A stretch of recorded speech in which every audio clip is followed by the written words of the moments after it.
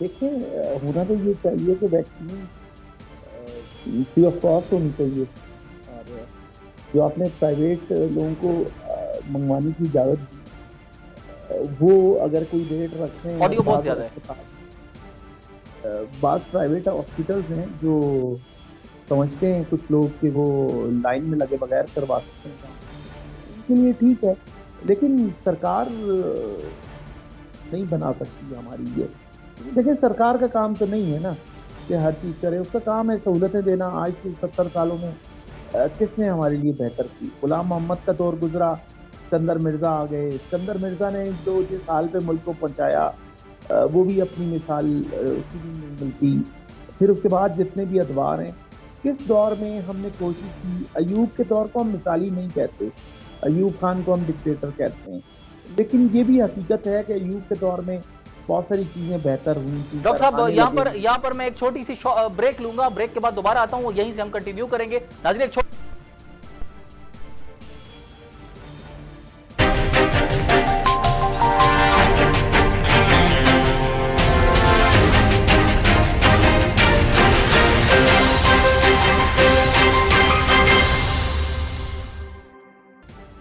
مزید ڈاکٹر صاحب میرے ساتھ موجود ہیں۔ ڈاکٹر صاحب جی، آپ اسی ویکسینیشن کے حوالے سے کہ حکومت کی تمام ذمہ داریاں نہیں ہیں، تو سر حکومت کی ذمہ داری ویکسینیشن نہیں ہے، علاج حکومت کی ذمہ داری نہیں ہے؟ کیونکہ یہ بنیادی طور پر بات یہ ہے کہ اس ویکسین کی جو پہنچ ہے وہ غریب تک بہت امپورٹنٹ ہے، کیونکہ وہ اس کو افورڈ نہیں کر سکتا 9,000 روپے کی قیمت میں۔ دیکھیں قیمت پہ تو ہم نے یا کیونکہ حکومت کا کام تھا کہ چیزیں کرے، لیکن ہمارا شمار کوئی ہم ترقی یافتہ ملکوں میں تو نہیں ہے کہ ہم خود بنا رہے ہوں چیزیں۔ ہماری بدقسمتی یہ ہے کہ ہمارے یہاں جو ٹرینڈ ہے، جو ایک لوگوں کے ذہنوں میں ہے، ایک بڑی گاڑی، ایک پجارو، جس کو ایک زمانے میں پجارو ہوتی تھی، اب ایک لینڈ کروزر ہوگی، ایک بڑی لیکسس ہوگی، اس میں اگر آپ گھوم رہے ہیں تو آپ سب کچھ ہیں۔ یہی ہماری بیوروکریسی کے حوالے رہے، یہی پولیٹیشنس کے پاس گاڑیاں ہیں۔ ہم آج تک گاڑی کا کارخانہ کوئی نہیں لگا سکے۔ ہمارے پاس ڈبے بیچے جا رہے ہیں جس کو ہم پہیے لگا کے ڈبے بک رہے ہیں، اور وہ ساری کمپنیاں ہیں 70 سالوں میں بیچ رہی ہیں۔ اس کا مطلب ہے صنعت کے حوالے سے ہم بات کریں یا ٹیکنالوجی کی ہم بات کریں، تو ٹیکنالوجی تو ہم نے لینے کی کبھی کوشش نہیں کی۔ ہمارے پاس کون سی چیز ہے جو ہم بناتے ہیں؟ موبائل سازی آج بھی دیکھیں، ہمارے یہاں موبائل امپورٹ ہو رہے ہیں لاکھوں روپے کے۔ لوگ آج بھی لوگ ایک سیب کا بنا ہوا ایک موبائل 2-2 لاکھ کا وہ لوگ خوشی سے خریدتے ہیں، جبکہ وہ چیزیں یہاں پہ بھی وہی ٹیکنالوجی اگر ہم کریں یا ان کے کارخانے یہاں لگے جو بھارت میں لگ سکتے ہیں، کہ پڑوسی ملک میں سب کچھ ہو سکتا ہے، تو ہمارے یہاں بھی ہو سکتا تھا۔ ہمارے سیاستدانوں کی یا ہمارے پاس جو ڈکٹیٹرز تھے ان کی ترجیح کبھی بھی نہیں رہی کہ وہ ملک کے اندر ٹیکنالوجی لے کے آئے، یا ٹیکنالوجی ہم نے ڈاکٹر عبدالکلام کے ساتھ جو کیا سلوک، ساری چیزیں انہوں نے مینیج کی۔ ہم نے ان کو بھی یہ کہا کہ وہ شاید ہمارے سے مذہبی طور پہ ہمارا اختلاف تھا، تو ہم نے ان کو بھی سائنسی طور پہ یہاں کوئی کام کرنے نہیں دیا، اور یہ بڑی افسوسناک بات تھی۔ ہم نے یہاں جن لوگوں کو کام کرنے دیا وہ مثالی لوگ نہیں تھے۔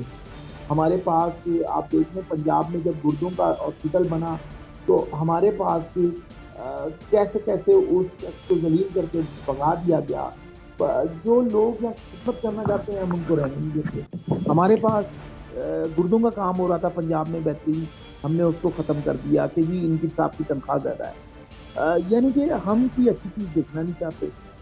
یہ تو میٹرو ہمارے پاس کیسے آ گئی، سڑکیں ہوتی ہیں، سسٹم ہوتا ہے، ہمارے پاس کوئی سسٹم نہیں ہے۔ سر معذرت کے ساتھ ہماری حکومتیں، صرف پی ٹی آئی کی بات نہیں کرتا میں، جتنی بھی حکومتیں اس ریاست میں کوئی بھی سنجیدہ نہیں ہے۔ تو کرونا تو ایک محض ایک علامت ہے۔ آپ مجھے بتائیں کیا ہم پولیو کی ویکسین بھی ہم نے بنائی ہوئی ہے، یا پولیو کی ویکسین ہم تیار کرتے ہیں؟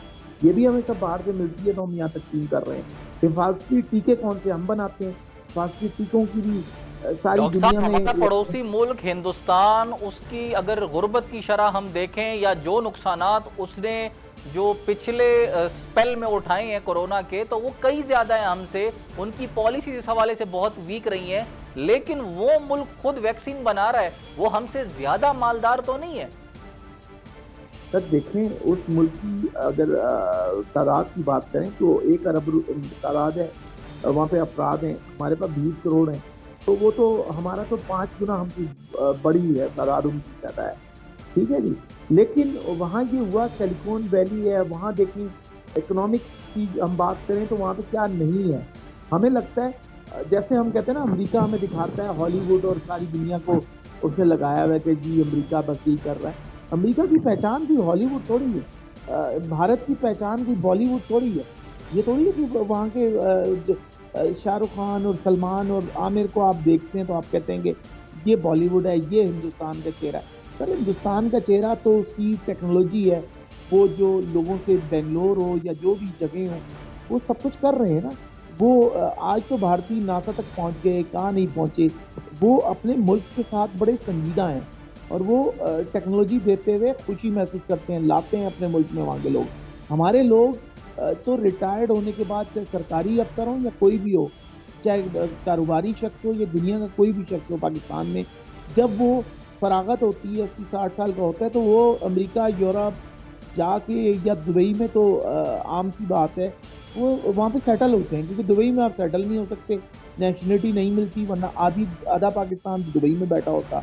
تو یہ تو ہماری سوچ ہے نا، ہمارے افسر ریٹائر ہونے کے بعد چلے جاتے ہیں امریکہ میں، وہاں گھر خریدتے ہیں، دنیا کی چیزیں کرتے ہیں، کہیں سرے محل ہمارے سامنے آتا ہے اور کبھی ہمارے پاس لندن کی جائیدادیں آ جاتی ہیں، کبھی ہم سنتے ہیں نواز شریف کے پاس بہت ہے، کبھی ہم سنتے ہیں زرداری کے پاس بہت تھا۔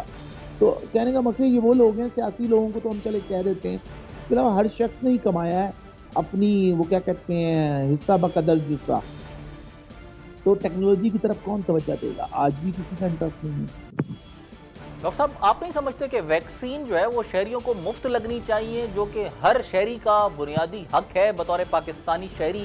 ریاست کے ساتھ یہ ایک عمرانی معاہدہ بھی ہے، بجائے اس کے کہ آپ لوگ اس کو اتنا ایکسپینسولی سیل آؤٹ کر رہے ہیں، تو اس کو یہ بھی تو کیا نہیں ہو سکتا کہ یار غریب کو مفت لگنی چاہیے اور اس کو کیٹیگرائز کیا جائے، جس طرح ٹیکس لوگوں پر زیادہ لگتے ہیں، امیر پہ زیادہ ہے، غریب پہ کم ہے، بڑی چیزوں پر زیادہ ہے، چھوٹی پہ کم ہے، تو غریب آدمی کو ویکسینیشن جو ہے وہ فری میں فراہم کی جائے، جو افورڈ کر سکتے ہیں ان کو بھلے آپ مہنگی دیں۔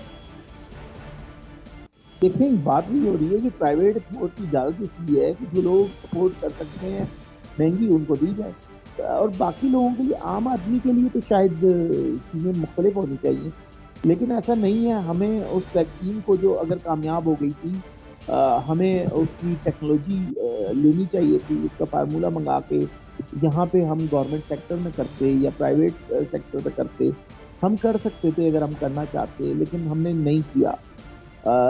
ہم نے کچھ بھی نہیں کیا، ہم تو تمام ویکسینیں چاہے پولیو کی ہو کوئی بھی ہو، ہم کہاں سے لے رہے ہیں؟ ہم تو WHO ہمیں تو بل گیٹ فاؤنڈیشن دیتی ہے، جنہیں ہم کافر کہتے ہیں وہ ہماری خدمت کر رہے ہیں، اور جن کو ہم مسلمان کہتے ہیں وہ لوٹنے میں، دونوں ہاتھوں سے لوٹنے میں بیٹھے ہوئے ہیں، اور وہ لوٹ لاٹ کے پھر وہ گھر بناتے ہیں اور اس کے اوپر لکھتے ہیں ہاذا من فضل ربی۔ ٹھیک ڈاکٹر صاحب، دوسری ایک امپورٹنٹ بات یہ یہاں پر جو ہے کہ اس لہر میں جو کورونا کی اس وقت پورے ملک میں پھیل رہی ہے، بہت تیزی سے پھیل رہی ہے، لاک ڈاؤن کے حوالے سے جو بات ہو رہی ہے کہ عمران خان صاحب کہتے ہیں کہ اسمارٹ لاک ڈاؤن ہونا چاہیے، مراد علی شاہ صاحب کی طرف سے جو سجیشن آئی تھی کہ 2 ہفتوں کے لیے کمپلیٹ لاک ڈاؤن کرنا چاہیے، تو اس حوالے سے بھی انہوں نے انکار ہی کیا۔ تو آپ کیا سمجھتے ہیں کہ اسمارٹ لاک ڈاؤن کی طرف جانا بہتر ہوگا یا 2 ہفتوں کے لیے کمپلیٹ لاک ڈاؤن کرنے سے ہی یہ معاملہ ٹھہر پائے گا؟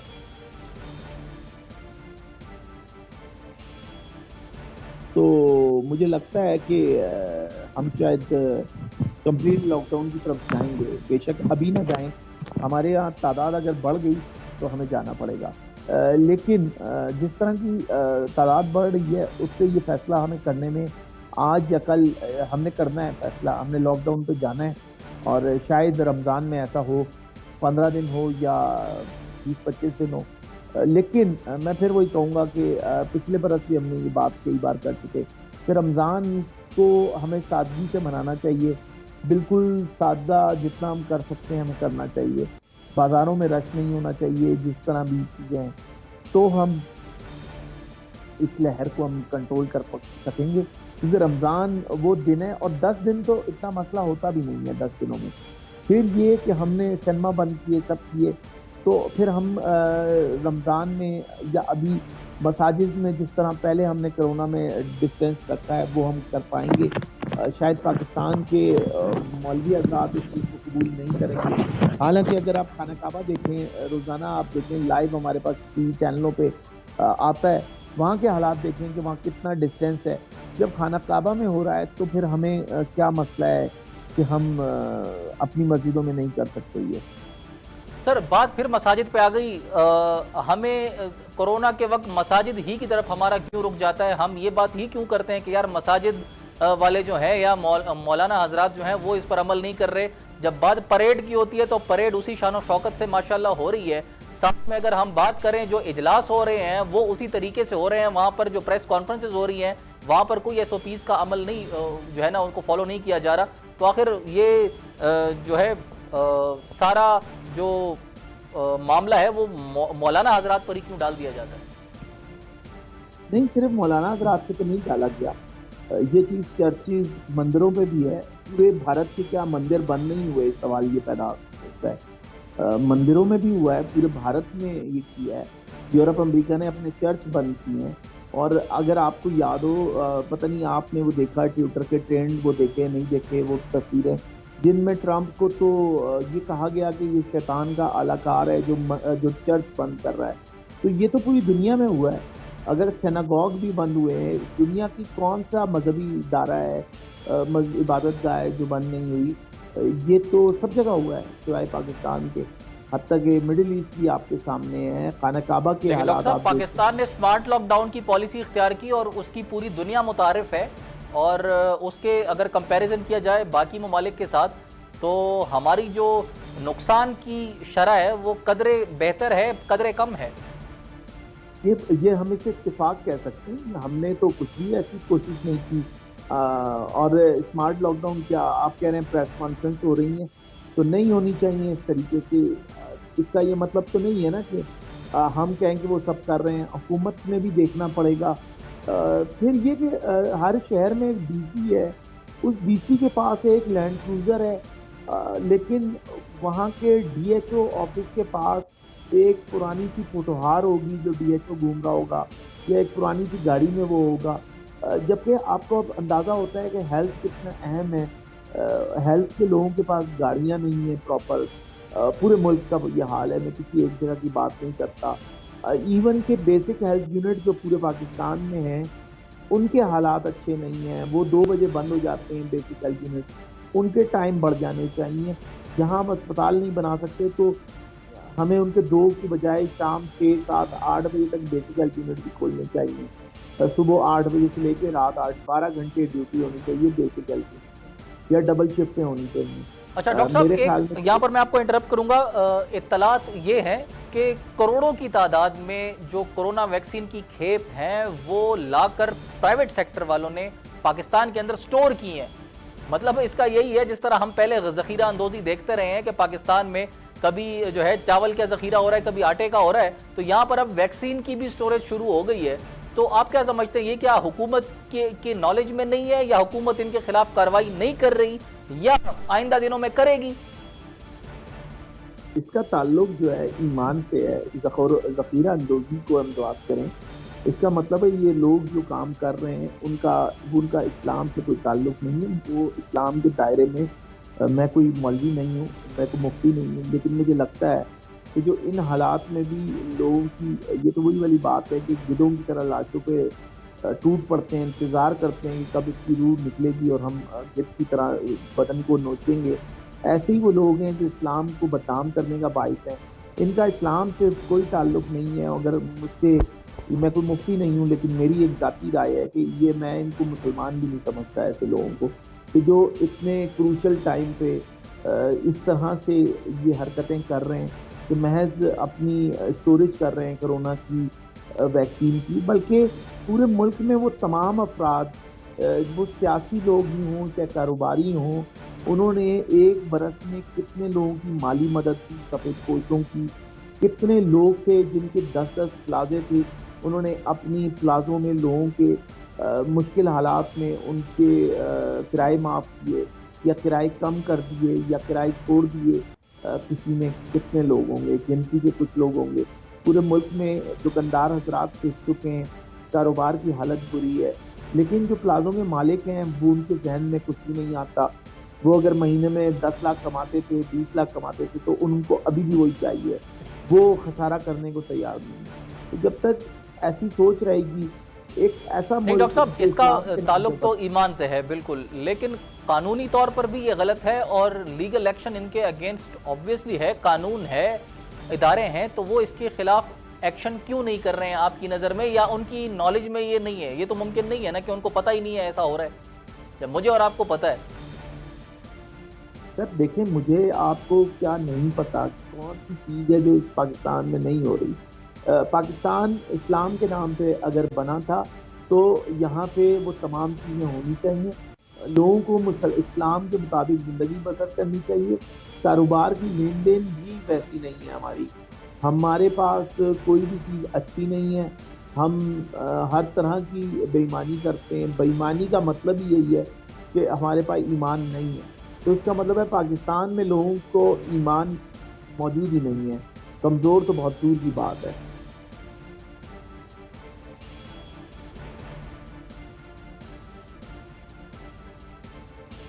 اور مجھے میں لگتا ہے ایسا ہے کہ یہ پائیدار ویکسین ہے, اس کے باوجود بھی اس کے اثرات جو ہے وہ نہیں ہوتے, وہ آپ میں اینٹی باڈیز کریٹ کرنے میں, ڈیولپ کرنے میں ناکام رہتی ہے. تو اس کی کوالٹی بہتر ہے. جی جی مجھے بتائیے گا, سننے میں مجھے تھوڑی سی صحیح. جی ڈاکٹر صاحب, جی جی ہے میرا کہ جو ویکسین کی کوالٹی ہے, کچھ ممالک میں ویکسین لگوانے کے باوجود بھی وہ ویکسین باڈی میں اینٹی جو ہے وہ کریٹ کرنے میں ناکام رہی ہے.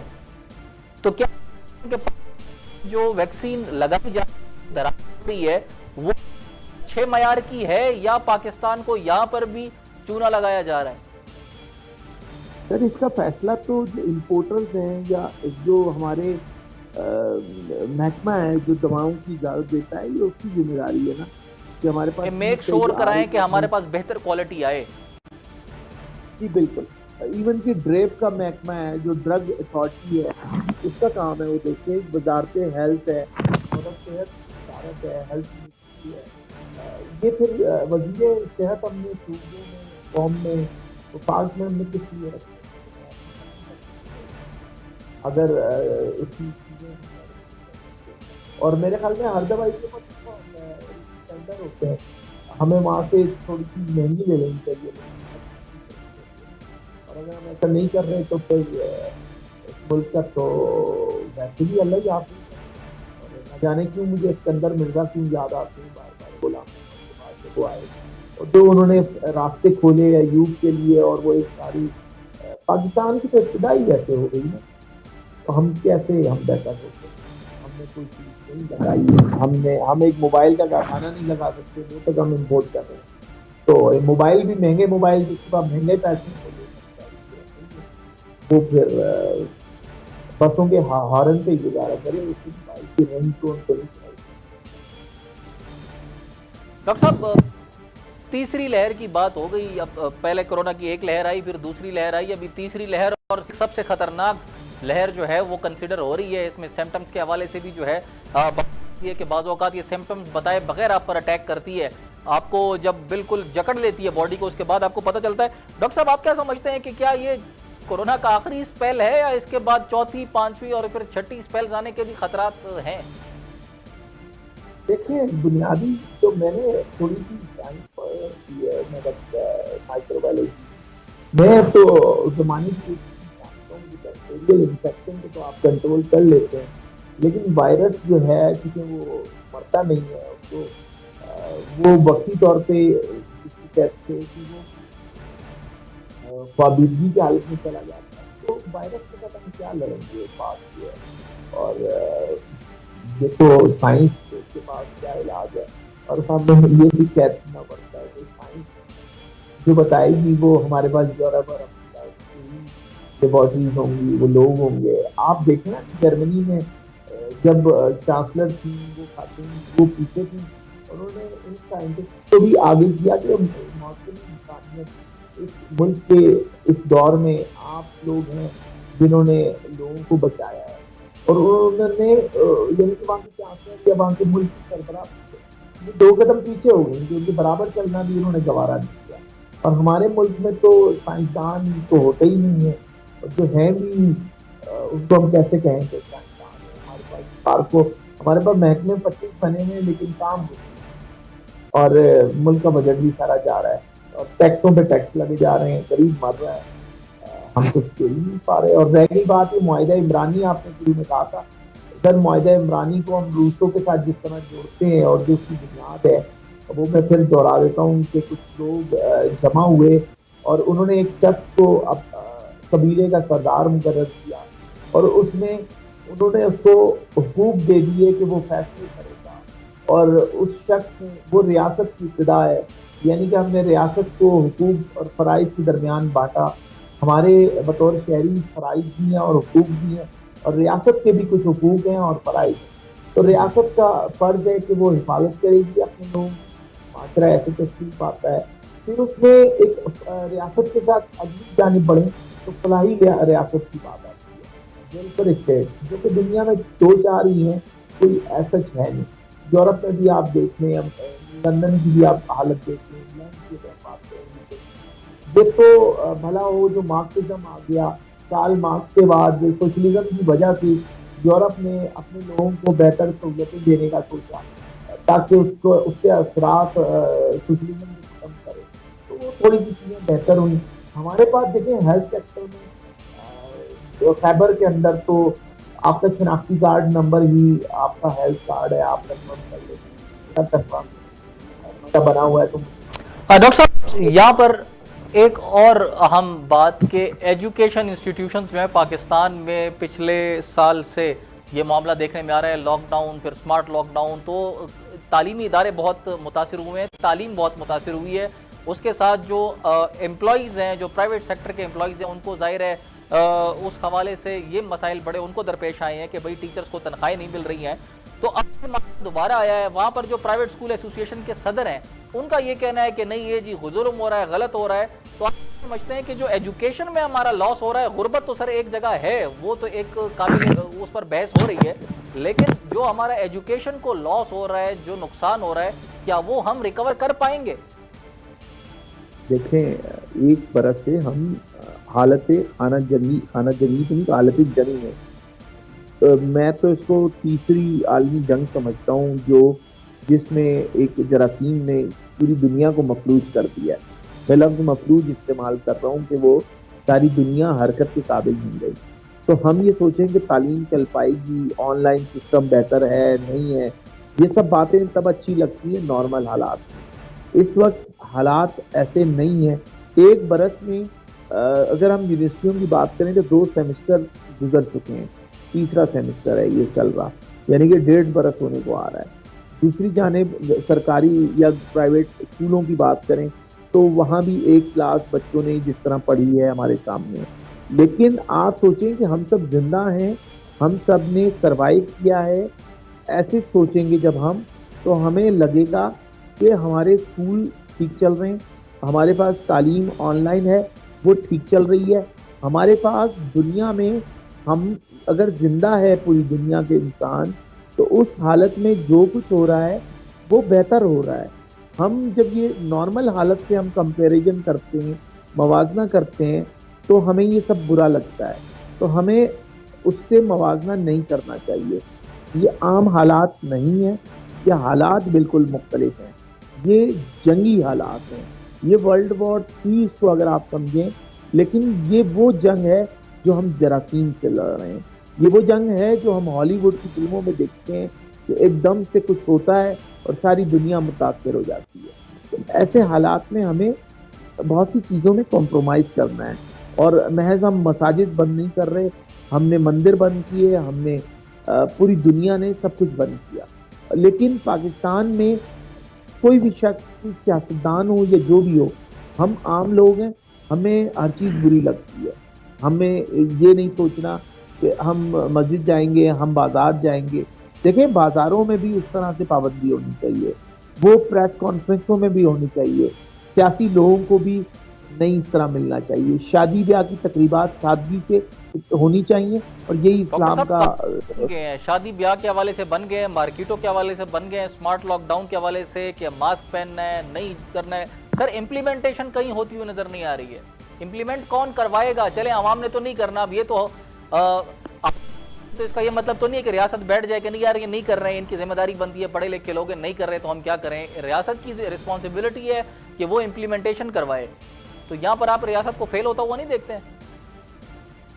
ریاست محض فیل نہیں ہو رہی، پوری دنیا کی ریاستیں اس وقت پریشانی کا شکار ہیں. سر اس جو وقت آپ ایس او سارے پیز فائدے بنا رہے ہیں اس پر عمل درآمد کروانے میں تو آپ دیکھ لیں، یورپ کے ممالک میں دیکھ لیں، چائنا کو دیکھ لیں، وہ امپلیمنٹیشن تو بہتر طریقے سے کرا رہے ہیں.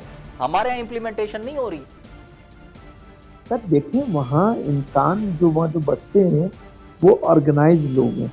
ہمارے پاس جو لوگ ہیں ہم نے تو انگریز کے ساتھ بھی رہے، ہم نے تو کبھی ہمارے پاس کابل سے اور دنیا سے حملہ ور ہمارے پاس آتے رہے. ہمیں تو حکمران بھی کبھی مقامی نہیں ملے نا.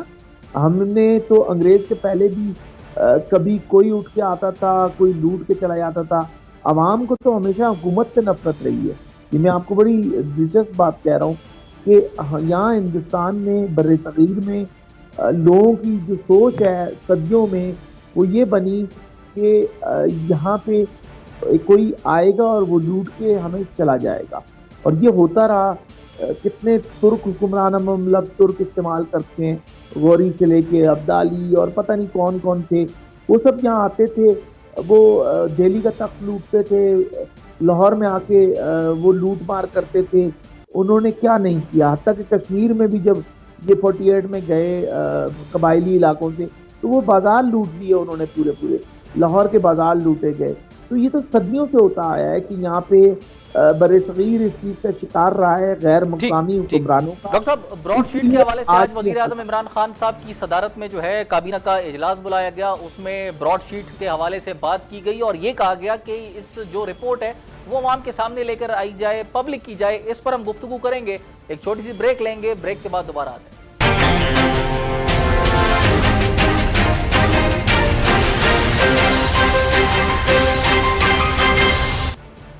وزیر اعظم عمران خان کی زیر صدارت وفاقی کابینہ کا اجلاس میں ملک کی سیاسی و معاشی صورتحال پر غور کیا گیا، جبکہ وزیر اعظم اور وزراء کو براڈ شیٹ تحقیقات پر بریفنگ دی گئی.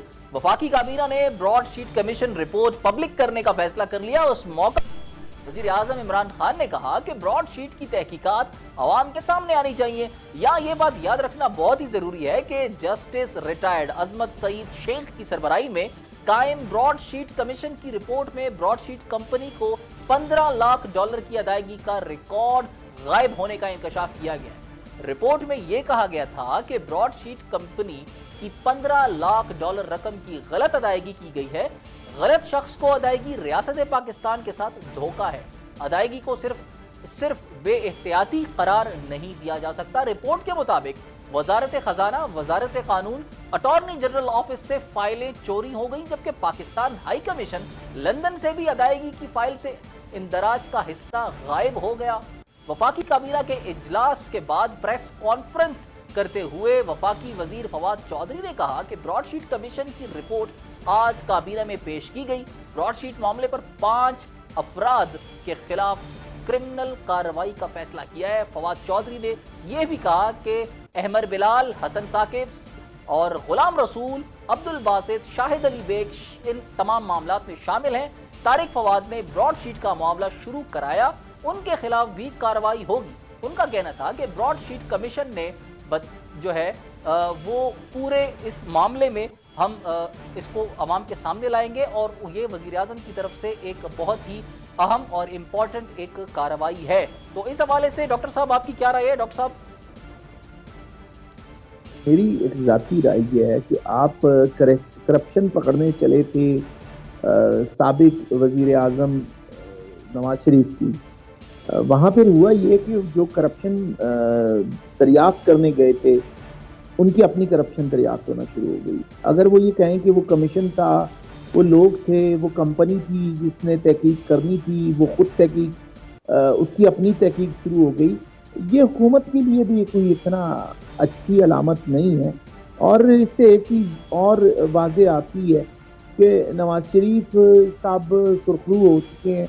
اگر دیکھا جائے اس مقدمے کے بعد جو حکومت کی کابینہ نے طے کیا، اب ان کو یہ طے کرنا باقی رہ گیا ہے وزیر اعظم عمران خان صاحب کو کہ وہ مسلم لیگ نون کو ایک زندہ حقیقت سمجھیں اور وہ یہ جانیں کہ انہوں نے پیپلز پارٹی کو ریپلیس کیا ہے. وہ پیپلز پارٹی کے متبادل کے طور پہ آئے ہیں، وہ نون لیگ کا متبادل نہیں ہے. یعنی کہ دوسرے لفظوں میں یہ کہوں، P T I Muslim league نون کا متبادل نہیں ہے، اس نے اس کو ریپلیس نہیں کیا. پی ٹی آئی نے پیپلز پارٹی کو ریپلیس کیا ہے پورے ملک میں. یعنی کہ دو پارٹی میں اگر بات کریں تو پاکستان میں دو پارٹیاں ہیں جو وفاق کی سطح پہ کام کرتی ہیں، ایک پاکستان مسلم لیگ نون اور دوسری P T I Pakistan Tehreek Insaf. اور پیپلز پارٹی صوبے میں بلکہ دیہی سندھ تک محدود ہے اس وقت، اور شہری سندھ میں بھی اس لیے کہ سندھ کا دارالحکومت کراچی ہے، اور اگر کراچی سے دارالحکومت کو آپ حیدرآباد یا کہیں شفٹ کر دیں تو وہ شاید کراچی کی بھی نمائندہ جماعت نہیں چلائے گی. ایسے میں پی ٹی آئی کو یہ سوچنا پڑے گا کہ روز کے فیصلے. ڈاکٹر صاحب کراچی کا آپ نے ذکر کیا، کراچی کے حوالے سے کافی دلچسپ جو ہے وہ ایک معاملہ اٹھا ہے، اس پر ہم بعد میں بات کرتے ہیں، اس طرف میں آتا ہوں. لیکن پہلے اس براڈ شیٹ کے حوالے سے خان صاحب نے تو کہا ہے کہ جو بھی رپورٹ ہوگی وہ پبلک کریں گے، وہ سامنے لے کے آئیں گے. تو اس کا مطلب یہی ہے کہ یہ اپنی طرف سے کلیئر ہیں اور مطمئن ہے کہ یار ہم نے کچھ نہیں کیا، جو بھی رپورٹ آئے گی وہ مثبتی ہوگی اور عوام کو دکھانے میں جو ہے اس میں کوئی قباحت نہیں محسوس کر رہے ہیں. یہ تو ایسی ہی بات ہے نا کہ آپ کہ اپنے کھلاڑی سارے کرپٹ نکل رہے ہیں تو آپ تو میچ ہار جائیں گے اور ہارنے کے بعد کہیں گے میری ٹیم خراب تھی.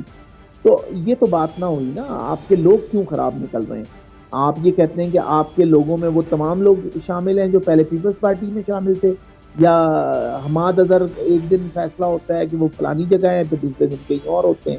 اس کی ریزن یہ ہو رہی ہے کہ پی ٹی آئی حکومت میں آ گئی ہے. عمران خان جو ہیں ان کو ان سارے لوگوں کو جو پی ٹی آئی کا ایسٹ تھے، جو پرانے پی ٹی آئی سے چلے آ رہے ہیں، ان لوگوں کو واپس لانا چاہیے اگر وہ پی ٹی آئی کو آگے لے جانا چاہتے ہیں. کیونکہ جو پی ٹی آئی کا پرانا کارکن ہے وہ بھی کسی جگہ پہ قدم رکھتا ہے. میں ایسے لوگوں کو جانتا ہوں جنہوں نے جب یہ 97 98 یہ بھی الیکشن لڑتے رہے، لوگوں نے ان کو اس زمانے میں بھی ووٹ دیے کہ یار ان کی ایک اپنی شخصیت تھی، کرکٹر تھے، لوگوں نے ووٹ دیے، ان کے ساتھ رہے. ان کے رفقا میں اس وقت بھی ایک گورنر سندھ ہیں، ایک ملک کے صدر ہیں. لیکن یہ دونوں آپ یہ دیکھیں کہ ملک کا صدر پہلے بھی کراچی سے تھا، اس نے کراچی کو کیا دیا، ابھی بھی کراچی سے ہے. ہم تو اس لیے صدر بناتے ہیں کہ ایک صوبے سے صدر ہو، ایک صوبے سے وزیر اعظم ہو، لیکن یہاں تو سب کچھ الگ ہے. وفاقی کابینہ میں سب سے زیادہ وزیر کس صوبے سے ہیں ہمیں یہ بھی دیکھنا پڑتا ہے، اور پنجاب سے نہیں ہے. پنجاب میں کیا ہو رہا ہے وہ بڑی برے حالات ہیں اور نون لیگ ان کا فائدہ اٹھا سکتی ہے.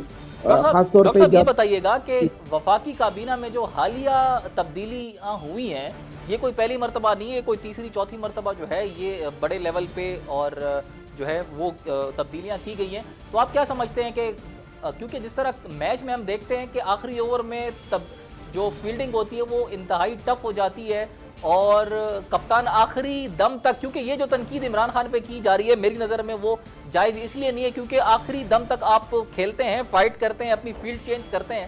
تو اس میں تو آپ کیا سمجھتے ہیں کہ یہ جو بھی فیلڈ میں تبدیلی آئی ہے تو یہ کیا آخری تبدیلی ہے یا اس کے بعد دوبارہ بھی عمران خان صاحب کے پاس موقع ہوگا فیلڈ چینج کرنے کے لیے تاکہ بہتر پرفارم کیا جا سکے، یا جو ابھی حالیہ تبدیلیاں ہوئی ہیں انہوں نے اگر بہتر پرفارم کر لیا ٹھیک ہے، نہیں تو میچ خان صاحب کے ہاتھ سے نکل چکا ہے؟ دیکھیں سب سے پہلی چیز یہ کہ سیاست جو ہے نا 5 سال کی حکومت کرکٹ کا میچ نہیں ہوتی. ہم اس کو کرکٹ سے نہیں جوڑ سکتے. اگر پی ٹی آئی یہ سمجھتی ہے یا خان صاحب یہ سمجھتے ہیں، عمران خان یہ سمجھتے ہیں، کیونکہ خان ویسے تو ترکوں کا ٹائٹل ہے، تو جب وہ خان آپ کہتے ہیں تو مجھے کوئی منگول یا ہلاکو خان یا چنگیز خان مجھے ذہن میں آ جاتا ہے. تو ایسی ہے، اور ان کے خان کا مطلب ہی یہی ہوتا ہے کہ جو تباہی پھیر دے. تو یہ تباہی یا سونامی بھی ایک بڑا نیگیٹو ورڈ ہے، وہ کوئی پازیٹیو چیز نہیں تھی. یعنی کہ پاکستان میں ایسا لگتا ہے کہ جب حکومت کا وقت مکمل ہو چکا ہوگا، 5 سال ہونے چاہیے حکومت کو مکمل کرنے چاہیے، بالکل کرنے چاہیے، لیکن یہ نہ ہو کہ جس دن ان کا آخری دن ہو اس دن بھی 2-4 وزیر تبدیل کر رہے ہوں کہ ہم تبدیل کرتے ہیں. مسئلہ یہ بھی کرکٹ میچ نہیں ہے کہ آخری اوور میں بھی چینجز کریں گے. اگر آخری اوور میں 50 رن بنانے ہوں تو 6 گیندوں پہ آپ نہیں بنا سکتے، آپ فیلڈنگ چینج نہیں نہیں تو کر آپ کیا سکتے. سمجھتے ہیں سر، ابھی آپ خان صاحب نے جو ابھی حالیہ تبدیلیاں کی ہیں یہ اگر پرفارم کر لیتے ہیں ٹھیک ہے، یا نہیں اگر آگے بھی تبدیلی کرنے کی ضرورت پڑ سکتی ہے ان کو، آپ کیا سمجھتے ہیں؟ دیکھیں ان کے پاس فواد چودھری کو ہم بہتر شخص سمجھتے ہیں، جن کا ویژن بڑا کلیئر ہے اور وہ ایک بہتر انسان ہیں. بیسکلی بنیادی طور پہ سمجھ فہم رکھتے ہیں، ان کو آزادی دینی چاہیے. وہ سائنس کے وزیر بنے تو انہوں نے وہاں پہ کام کر کے دکھایا، ان کو آپ جہاں بھیجتے ہیں وہ کام کرتے ہیں. اچھا بعض ایسے وزیر ہیں جو صرف باتوں کے لیے ہیں، جو ان کی اپنی پارٹی کے نہیں ہیں. شیخ رشید کو آپ جہاں بھی بھیجیں انہوں نے پریس کانفرنس جا کے کرنی ہے. پریکٹیکلی ان کے پاس ریلوے کو وہ کیا دے کے گئے یہ ایک سوال ہے. سعد رفیق سے آپ موازنہ کریں گے، سعد رفیق کا آپ بلور سے موازنہ کرتے تھے، بلور نے آخر کیا کیا؟ کچھ بھی نہیں کیا، ٹرین کا سسٹم ہی بٹھا دیا. سعد رفیق نے تو ٹرین کے سسٹم کو بہتر کیا. کہنے کا مقصد یہ کہ شیخ رشید ریلوے کو کیا دے کے گئے؟ کچھ بھی دے کے نہیں گئے. اعظم سواتی آئے ہیں، وہ کیا کر رہے ہیں؟ سوال یہ پیدا ہوتا ہے. اور ابھی تک ان کے پاس سے کیا چیزیں آئی ہیں؟ ابھی تک کوئی پریس کانفرنس انہوں نے نہیں کی، کوئی ایسی چیز سامنے نہیں آئی کہ ریلوے کو سسٹم کو بہتر کریں. ہاں یہ ہے کہ ایک برس میں کرونا کی وجہ سے ریلوے سسٹم چل ہی نہیں رہا، تو اس لیے ہم اعظم سواتی کو ہم دوست نہیں دے سکتے کہ انہوں نے ریلوے کے لیے کوئی خاص کام کر پائے یا نہیں. ڈاکٹر صاحب بہت شکریہ آپ کے قیمتی وقت کے لیے. ڈاکٹر راجہ کاشف جنجوعہ صاحب ہمارے ساتھ تھے، انہوں نے بہت ہی بہتر جو ہے ایک روشنی ڈالی، اسپیشلی جو کورونا وائرس کے حوالے سے ان کی گفتگو تھی کہ پاکستان میں جو ویکسینیشن ہے اس کے عمل کو مزید بہتر بنانا چاہیے. جو مافیاز ہیں جو پرائیویٹ سیکٹر میں بیٹھ کر کروڑوں کی تعداد میں کھیپ منگواتے ہیں ویکسینز کی اور ان کو انہوں نے سٹور کیا ہوا ہے، تو اس کے خلاف جو ہے حکومت کو کارروائی کرنی چاہیے، کیونکہ جس طرح ذخیرہ اندوزی قانوناً بھی جرم ہے، حرام بھی ہے، تو ان کے خلاف کارروائی ہونی چاہیے. اور یہ اس وقت جو صورتحال ہے وہ انسانی جانوں سے کھیلنے کے مترادف ہے. ناظرین اگلے پروگرام تک کے لیے اجازت دیجیے. اللہ حافظ. پاکستان زندہ باد.